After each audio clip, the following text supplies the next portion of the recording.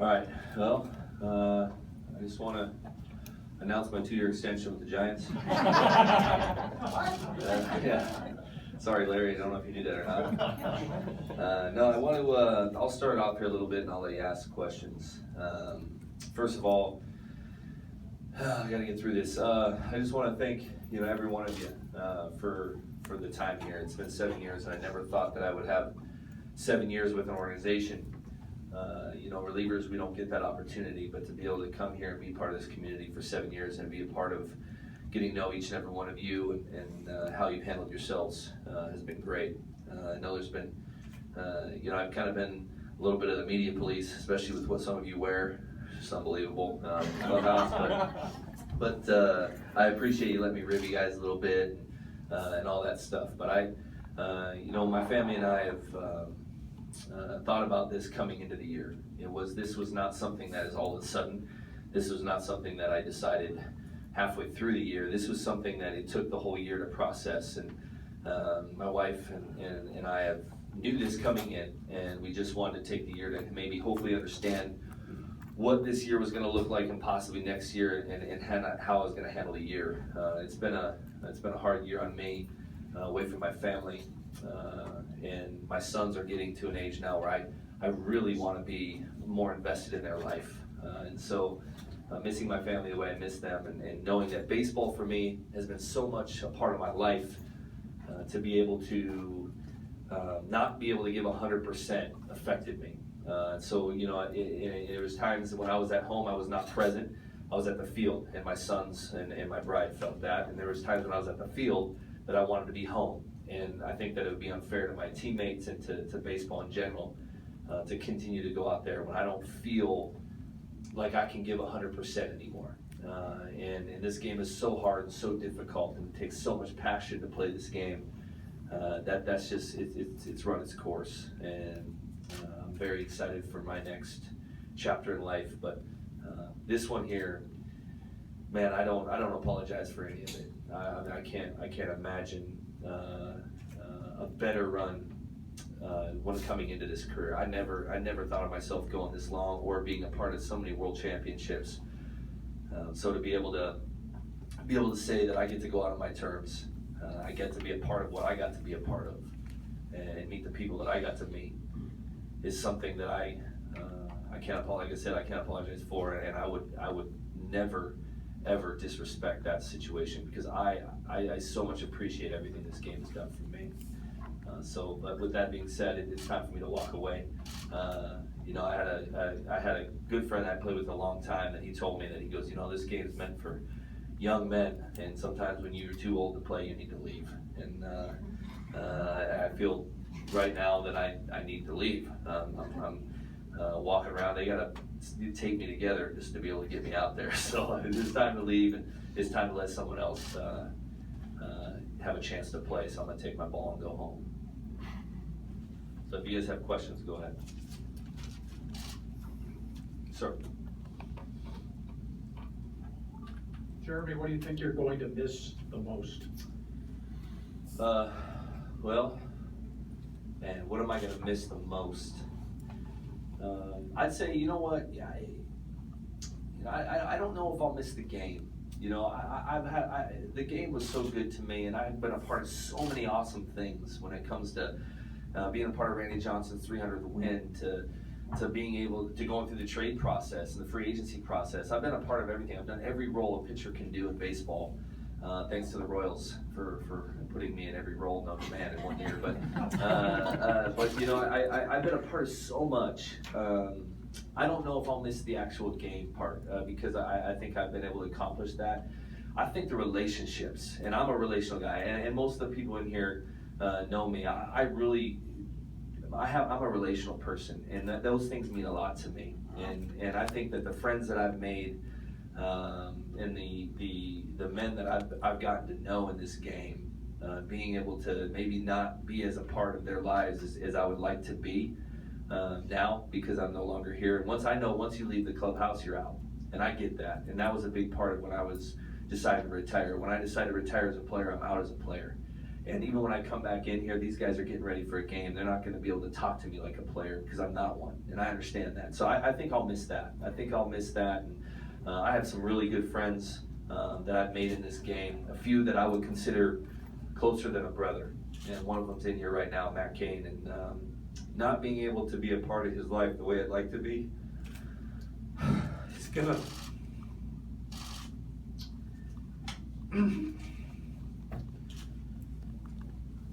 Will affect me the most.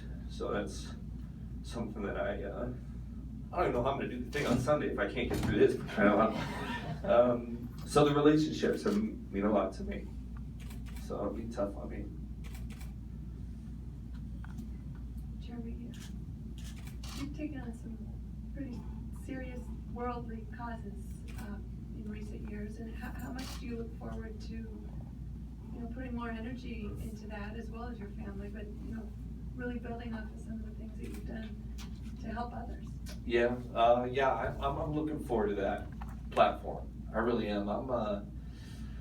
This game has allowed me to have a platform to do those things.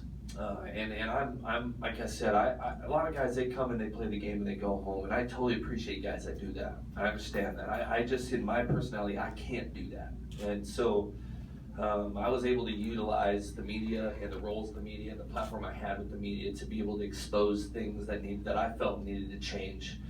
And I'm looking forward to being a part of more of that. And that's the thing, that this city has been so big in my life and a part of my life. The Giants have been a tremendous avenue for me to get into the community because I have a heart for a lot of people, and this city's the culture is so awesome here. And so to be able to be a part of the Giants and to get me into these areas that I have a heart for, and to be able to use my platform as an athlete, the way they've allowed me to do that has been tremendous. And so I'm really looking forward to doing that more.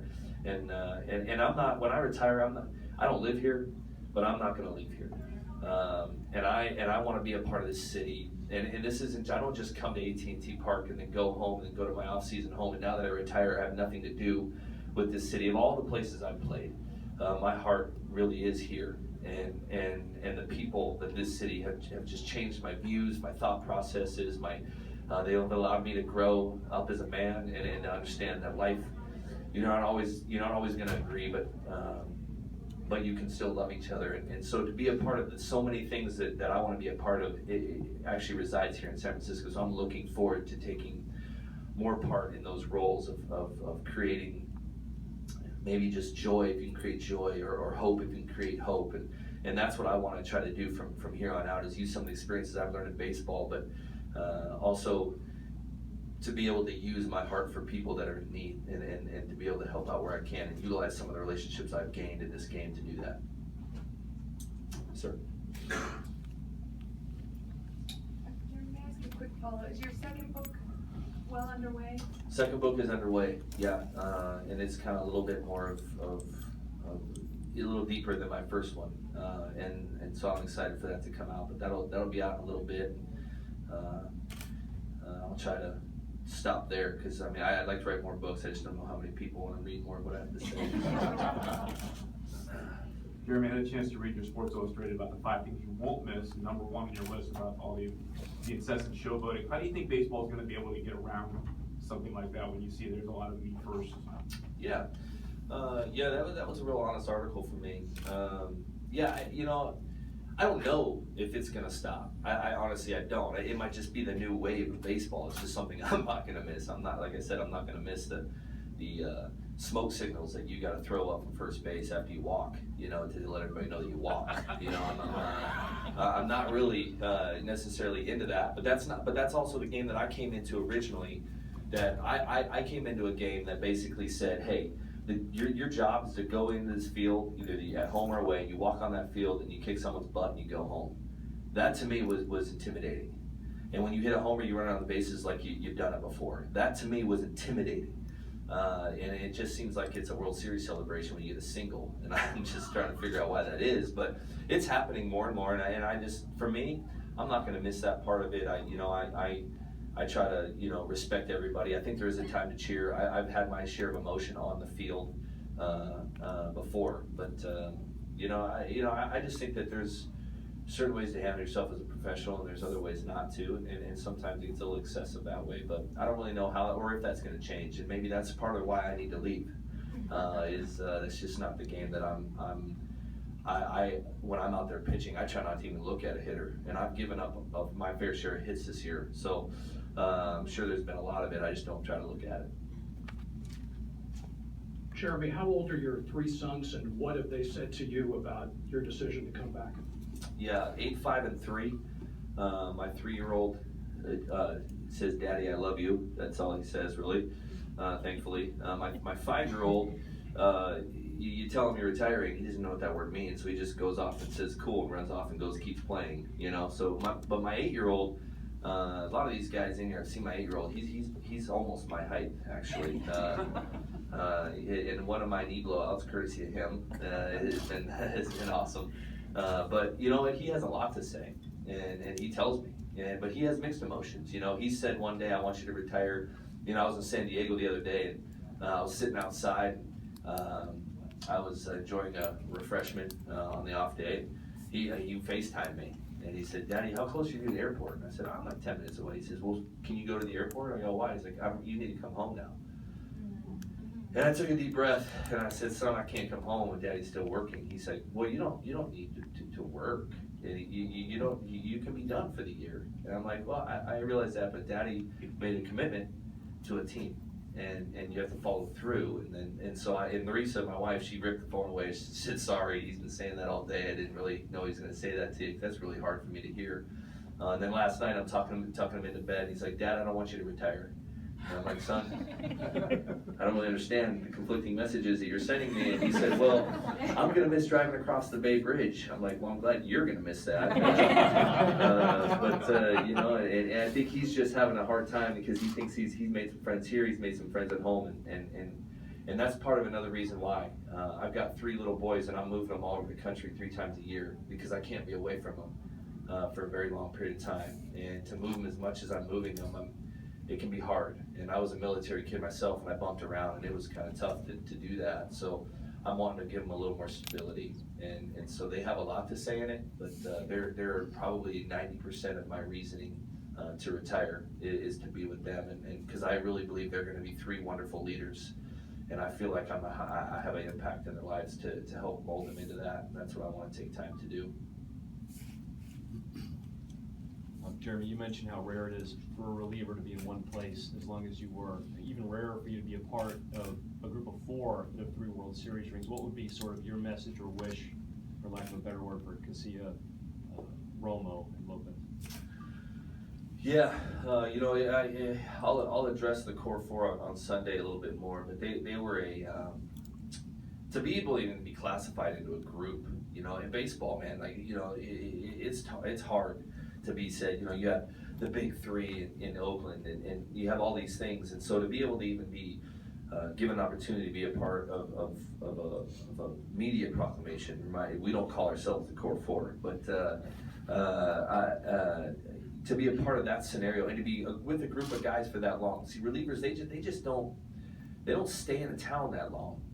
They move around, and so to be a part of a group of guys, 4 of us that have been in this town for all those guys, it's going to be 7, 8 years. And so to say I was a part of that is a tremendous, you know, for me, honor. And to be able to sit there and do what we did and to partake in the things that we partook in all 3 of these World Series, to be able to say I was a part of 3 World Championships on the same team.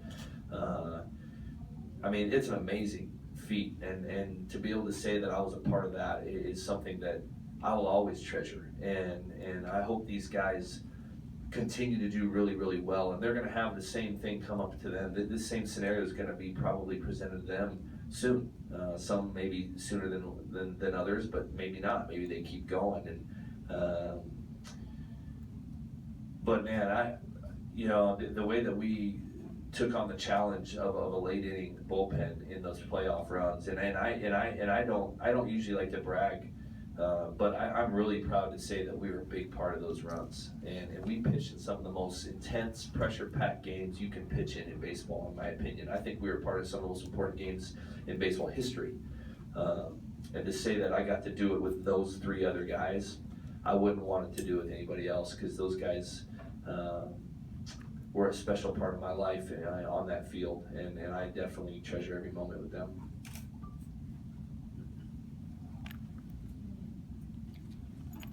Jeremy, was there a single event or instance that pushed you in this direction, or was it just a cumulative thing, especially with your son? You mentioned your son and all that. Yeah, you know, I think there was a bunch of them. Like coming into this year, I didn't really know what I wanted to do. I think that I listened to my body, I listened to, you know, my children, all these things, and I just, you know, the first time in my career I've ever had a shoulder issue was this year, and I feel blessed. I mean, 14 years in before my arm hurt, was awesome. But I remember coming back from that after the All-Star break and pitching in a game in San Diego, and I remember walking off the field, and I'm like, I can't do this anymore. I remember talking with Bochy, and Bochy actually had a long talk with me about deciding to not walk out when I wanted to walk, because my emotions took over, and as I let my head clear, I decided to stay. But I was ready to go at the All-Star break, to be honest with you, and Bochy had talked me out of it, and he said, man, and another person that talked me out was Buster. You know, I was sitting on the bus, and Buster looked at me and says, "You frustrated?" I said, "Yeah, I'm done, man. I don't want to play this game anymore. I miss my family. I just got, you know, I just got to spend 4 days with my family, and I had such a great time. My heart wasn't in it." And I said, "I think I'm going to just shut it down and then pack up." And he didn't talk to me for like 3 minutes. It was like complete silence. And he asked a question. I replied. I was kind of saying, "No, this Buster, how conversations work is when you ask and I reply, you got to give me something, man." And he just sat there and looked forward. I was kind of panicking a little bit. And then out of nowhere, he just said, "I don't think you should do that. You need to play it out, man." And so he got in me a little bit, and he told me why, and that's what I appreciate about him. And he's another one that I'm going to miss hanging out as much as I would like to. He's another one I would consider closer than a brother, other than Matt on this team. And but those guys have a voice in my life, and when he told me, you know, you need to finish it off and compete with this team before you walk, man, that was a big impact on why I made the decision to stay to the end. And I'm glad I did, because I think it would have been a travesty, and it would have been something I would have regretted for the rest of my life if I would have walked early. But knowing that I'm not 100% in every day is a disrespect to this organization if I were to continue to push it. And if I had to sign with another organization, it would have been a disrespect to them, because I would know walking into it that I'm not all in with them. And so this is a time where I feel like I can retire with a team that I truly feel I'm a part of. I've been a part of 4 teams, but if you ask me who I am as a baseball player, I'm a San Francisco Giant, and that'll never change. And so I'm glad I get to walk out on my terms and with the team that I want to retire with. And that makes me happy, and it makes my heart happy, and it makes my ability to sleep at night for the rest of my life completely 100% doable. Okay, with the odd injuries you've endured at home, That's right. what are the ground rules? Are you supposed to stay away from frozen hamburger Right, patties? yeah. Do you have bubble wrap? What's the plan? Injury update. Yeah, you know, the most interesting thing is I don't get injured in the off season, and I do some, you know, my family, we're adventurers, man. I take my boys out. We do some crazy stuff. I don't get hurt. It's usually within the playing season on an off day. So I'm actually hoping that, being that I have now a lot more off days, that I just don't get hurt, because I'm never in season. But it could be an interesting deal. I've been accident prone all my life, you know, so my wife's a little concerned with it, and with the amount of free time I have now to be around outdoor things and knives and barbecues. She's actually really concerned, but I think she bought me some chainmail gloves the other day that, as they said, are stab proof, is one of my retirement gifts. So that was fun. Jeremy, 20, 30 years from now, when your boys have their children and they say, "Grandpa, we've only got a minute, but for that minute, can you tell me about your 7 years with the San Francisco Giants?" What would you tell them? Man, that's a deep question for a minute. I'll tell them, you know, my 7 years with the San Francisco Giants were some of the biggest impact years of my life. on and off the field. I walked into this city really having a lot of judgments against the city, and I leave this city with a tremendous love for them. And I think it was a big part of being a San Francisco Giant that allowed me to do that, to love a city the way I can love a city I never thought was possible. The amount of experiences I felt to fail, to succeed, to pitch in pressure situations, to be a teammate, to be someone that understands what it means to play for something bigger than himself, I learned here in San Francisco. And to be a leader and to know when to speak your mind and how to speak to people in a way that would impact them is what I learned here in San Francisco. And for my grandchildren, that is what my goal would be, is that they would learn to grow up to know how to love their neighbor as themselves and to be an impact in whatever they do. And to know that whatever they do for a living, they need to do for a higher purpose other than themselves. And that's what I learned here in San Fran, because this is what this team's been all about since I've been here. Jeremy, what is the postseason run you had the last 3 years mean to you? Where does that stack in your career? And also, how hard might it be down the line to watch a postseason and not be there? Yeah, I'm not. We try not to look at stats, but I'll be honest with you, I know what the stats are, and to be a part of the names that I've been brought into on the career postseason statistics, honestly, very, very overwhelming for me. I never thought that would be possible, especially the first hitter I ever faced hit a homer off me. So I definitely didn't think it was going to be this. And to be a part of those statistics and that run, I take a lot of pride in that, to be honest with you. And I don't know the difference between a season and a postseason on why I do, like, if I could put up a .8 during the season, that'd be awesome. But, I don't know that difference. I just know that for whatever reason, I've been able to get a lot of outs in some really big situations. And it might be because I try not to look at the postseason as anything different than the season. I don't let it get too big. And also it has to do with Bochy putting me in the right scenarios. He always put me in the right scenarios to face people to have the most success, and he's really smart at that. I think that's why we win, obviously, a lot of close games in the postseason. But